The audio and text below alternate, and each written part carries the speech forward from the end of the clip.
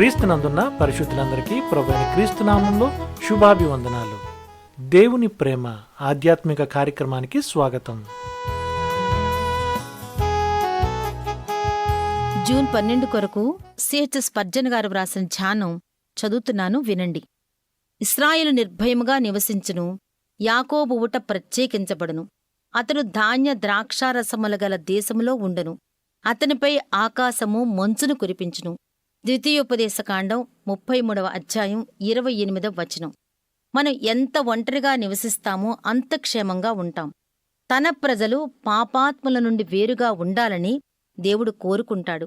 వారి మధ్య నుండి మీరు బయటికి రండి అని ఆయన వారికి పిలుపునిస్తున్నాడు. ప్రస్తుతపు క్రైస్తవ ప్రపంచం పెద్ద సంతలా తయారయింది. పరిశుద్ధ లేఖనాలు ఎంతో కాలంగా ఎదురుచూస్తున్నది ఇలాంటి క్రైస్తవ సంఘం కోసం కాదు. లోకానుసారమైన క్రైస్తవ్యం ఆత్మీయంగా రోగాలు పాలైపోయింది. ఎవరైతే క్రీస్తు శత్రువులతో రాజీ పడతారో వారు కూడా శత్రువులుగానే ఎంచబడతారు. మన శత్రువుతో సంధి చేసుకోవటంలో మన భద్రత లేదు కాని మన ప్రియ స్నేహితునితో కలిసి ఏకాంతంగా గడపటంలోనే మనకెంతో క్షేమం ఉంది. మనం ఇలా చేస్తే ప్రపంచం మనల్ని ఎంత అపహాస్యం చేసినా, ఎన్ని అపనిందలు వేసినా, ఎంత చిన్నచూపు చూసినా మనం ఎంతో క్షేమంగా ఉంటాం.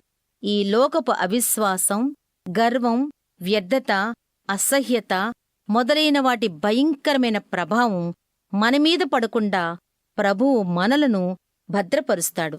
తమ పాప ఫలితంగా ఆయా దేశాలు యుద్ధాలు, కరువుల చేత చుట్టుముట్టబడిన రోజున దేవుడు మనలను క్షేమకరమైన స్థలంలో ఏకాంతంగా నివసింపచేస్తాడు. దేవుడు అబ్రామును కల్దీల ఊరనే ప్రాంతము నుండి బయటకు తెచ్చినా కనానుకు వెళ్లవలసిన అతడు మధ్యలోనే ఆగిపోయాడు. కనానుకు చేరినప్పుడే అతడు దీవించబడ్డాడు.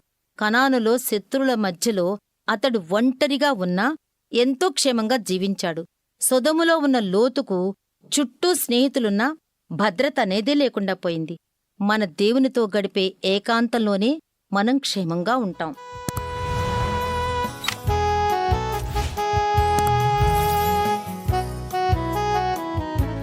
దేవుని ప్రేమ ఆధ్యాత్మిక కార్యక్రమాన్ని చివరి వరకు వీక్షించిన శ్రోతలందరికీ మా హృదయపూర్వక వందనాలు.